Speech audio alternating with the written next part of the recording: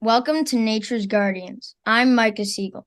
Each week, I talk with people working to save and help animals around the world. They are nature's guardians, and you can become one too. Today, I'm talking with Christy Hudak at the Center of Coastal Studies. Welcome to the show, Christy. Thank you for having me. Great to have you. To start, we want to know about right whales. Right whales, they are baleen whales. They have this baleen, which is made of keratin, and the keratin is just like your fingernails. And so they have these plates of baleen in their mouth. All they need to do is open up their mouth, push their way through the water, and ingest all those tiny little either fish or plankton. Whales, what makes them special? Let me give you a little bit of back history. Right whales were known to be the right whale to hunt, hence their name, the right whale. And so back in the day, whalers would go and hunt right whales for their baleen, for their oil, and for their blubber. The right whale was plentiful in terms of providing a number of consumer products for us back in the day. But what makes a right whale special today is they're charismatic. They are a K species where they are one of the top whales that provide nutrients all throughout the ocean. How many are there and where do they live? The North Atlantic right whales, there's only approximately 350 individuals left. There's also the South Pacific right whale. Now that right whale species ranges in the thousands. But hold on, there's one more other subspecies, and that's the North Pacific right whale.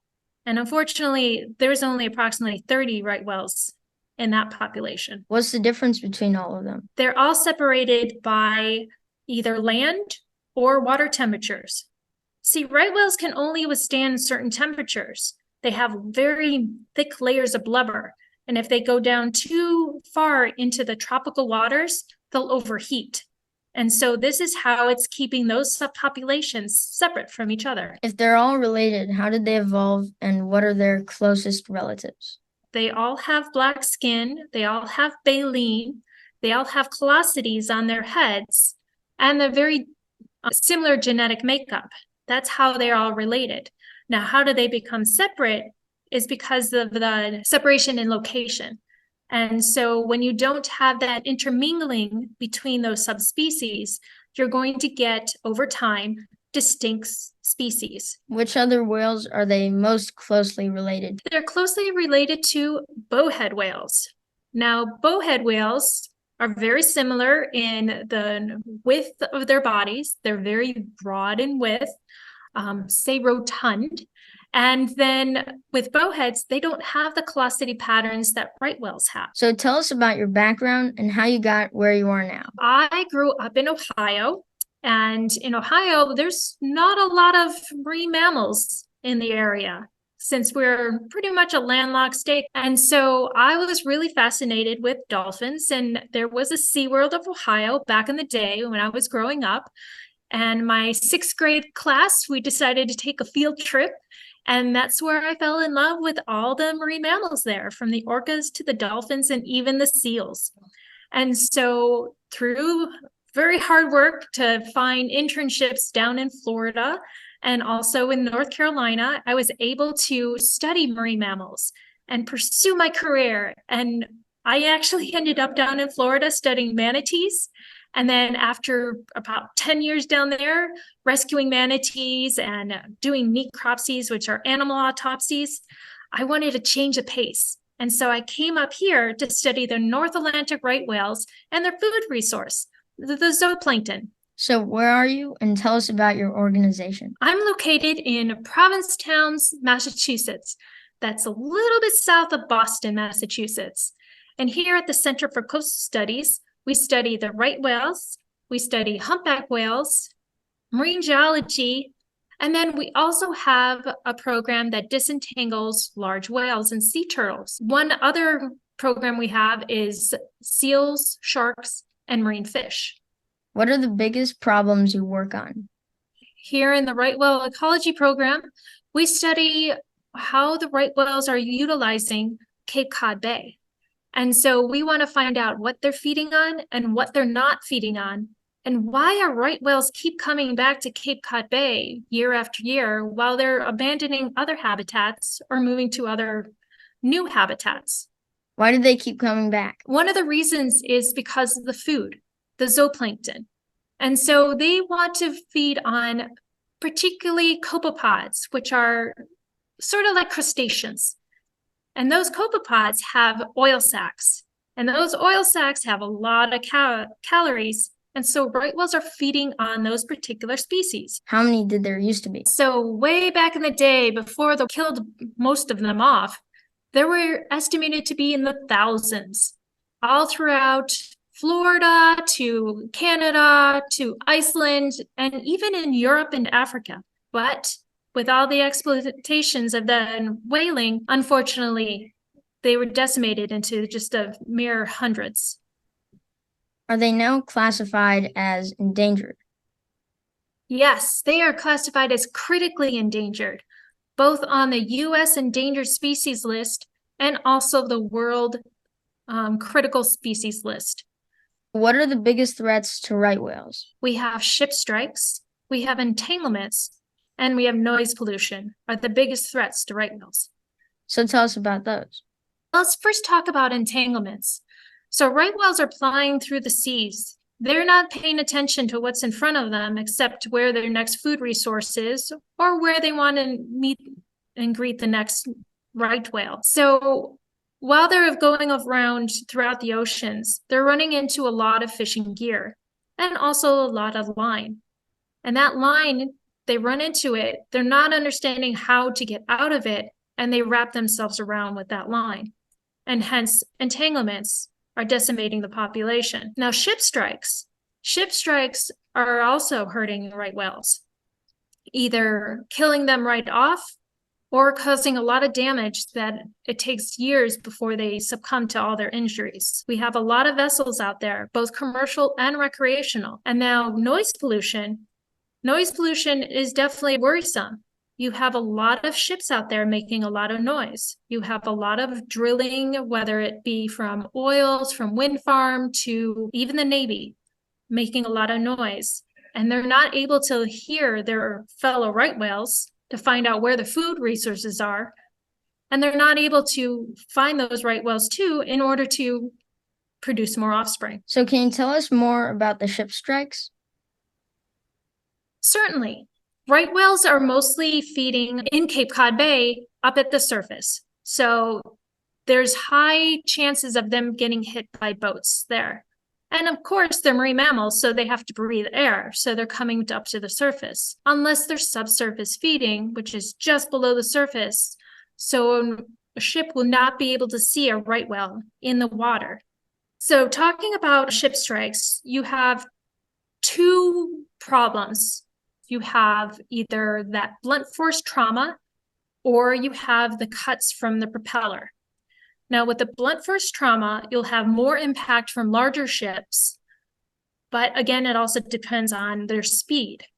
Now, with the propeller wounds, larger ships would cut a right whale in half versus smaller vessels would do a lot of damage, but in a localized area. Right whales live in the ocean. They hear a ship, but they're focusing on their food or they're focusing on mating in a social active group, a SAG. So which of these three kills the most whales? Right now, it's fishing gear. We have a lot of entanglements out there. In fact, over 85% of the North Atlantic right whale population has been entangled in one part of their lives. Let me tell you a story. We have a right whale that was named Wart. She was frequently coming to Cape Cod Bay, and we are always excited to see her. Now, back in 2013, all of a sudden, we saw Wart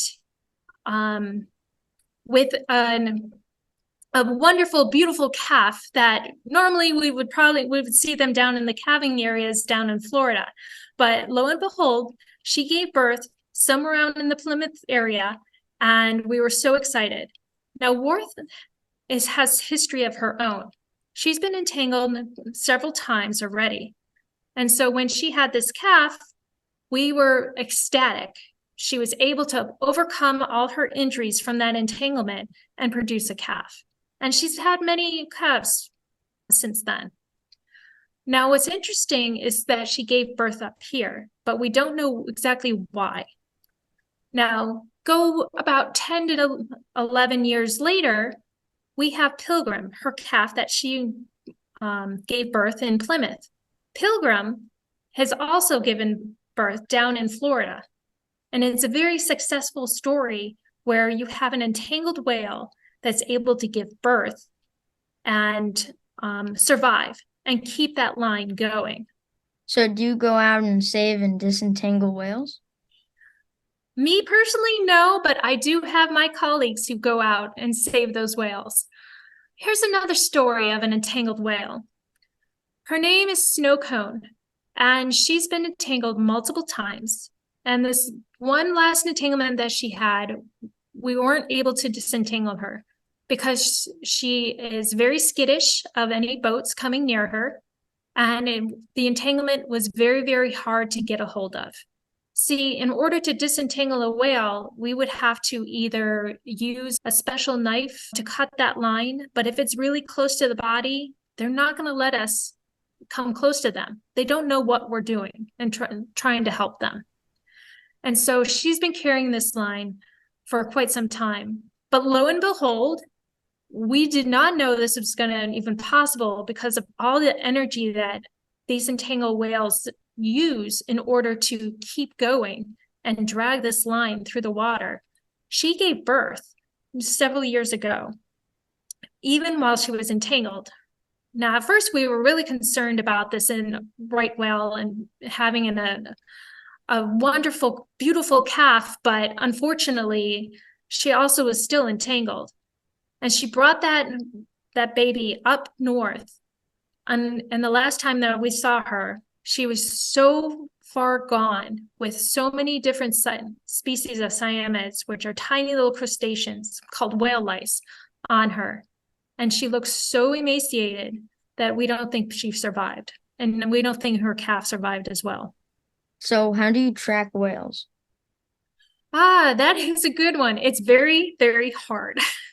The reason is we either have to use a harpoon type device in order to shoot a tag onto the whale, which penetrates the blubber and the muscle in order to attach to the whale and track that whale.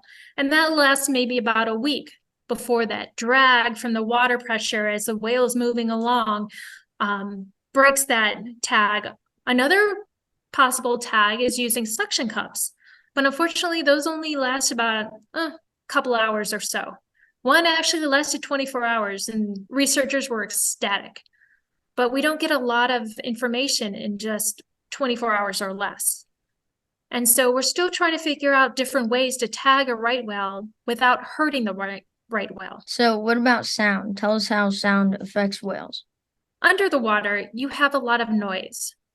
Everything makes noise, from the plankton, from shrimp, from fish, marine mammals, everything makes noise. But when you start adding human noise to it, from vessels, from pile driving, from just working your gear in the water, that starts adding up to more noise and masking that background noise. They're not going to call as much because they can't hear. They're going to try to be silent, especially in areas that are very, very loud. And they're going to start moving to different locations because it's too loud in one area. And so they'll go to another area. Some data on where whales are killed. We know where the minority of whales are killed and how they die. Unfortunately, it's very difficult if you're not seeing the dead whale. And a lot of the whales sink before we even know that whale has been killed. So where whales are killed? Well, they're killed all throughout their range, from down in Florida to all the way up in Canada and in between.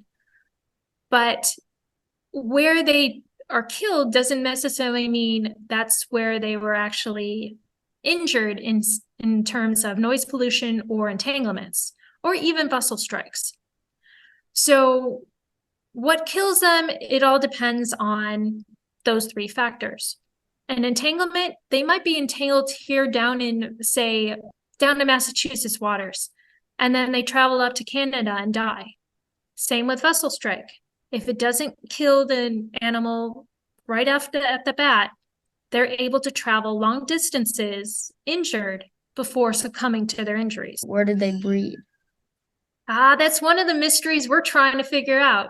So breeding usually happens, it's a 12-month gestation. So breeding usually happens 12 months before.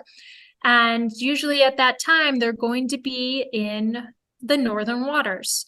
For example, in Massachusetts Bay, Gulf of Maine, they might be south of Nantucket, or they might be off of the Great South Channel. We kind of sort of are thinking that maybe Cape Cod Bay might be a breeding site. We are seeing a lot of SAGs, which are social active groups, and that's where you have right whales coming together and interacting. Keep in mind, it's not only just males and females coming together. You sometimes have SAGs that are just all juvenile males, and you know you're not going to get any breeding out of that one. Do they live in groups or do they live by themselves? Right whales mostly are solitary creatures, and they only come together in these social active groups to either play or to copulate. Then there's also periods where you have a bunch of females and sometimes juveniles going south to the calving grounds and interacting down there. But overall, they're pretty much solitary animals. Are right whale numbers increasing or decreasing? Right whale numbers are decreasing. We are losing the population. So we started back in the 1990s, about approximately 300 to 350 individuals. And then in the early 2000s to 2010, we started seeing a rise in the population. And we reached approximately 500 animals. But after 2010, that population started to decrease again. And that was mostly due to ship strikes and entanglements. So what about the other two populations? The southern right whale, they are, I believe their trend is increasing or staying stable. And unfortunately, the North Pacific right whale, it's decreasing. And with just 30 individuals left approximately, there's not a lot of hope. So what's being done for them? Now, in the North Atlantic right whale, a lot is being done. We're changing how we are fishing. For example, instead of using line, we're using on-demand systems for different fisheries. And that's taking line out of the water, which is very vital in order to decrease the number of entanglements. We're also doing speed zones where we're trying to slow down the vessels, especially when right whales are around. So what do you see for right whales for the next 30 years? We see hope, especially for the North Atlantic right whale, because people are starting to change their ways. They're starting to use this on-demand systems for the fishing. They're starting to slow down their vessels. And so there's hope. How many do you think there will be in 30 years? That is a good question. The hopeful side of me really is hoping that we change that population trend from decreasing to increasing, and we start seeing more and more right whales giving birth. The critical side of me is saying it all depends on what the humans are going to do. And it's just a wait and see game. Currently, the North Atlantic right whale is the most threatened. So thank you for talking with me today, Christy. I was so glad to be able to talk with you about right whales. Thank you. And thank you for watching. You can help animals by hitting the like button and subscribing to this channel. I'll see you next time on Nature's Guardians. Bye.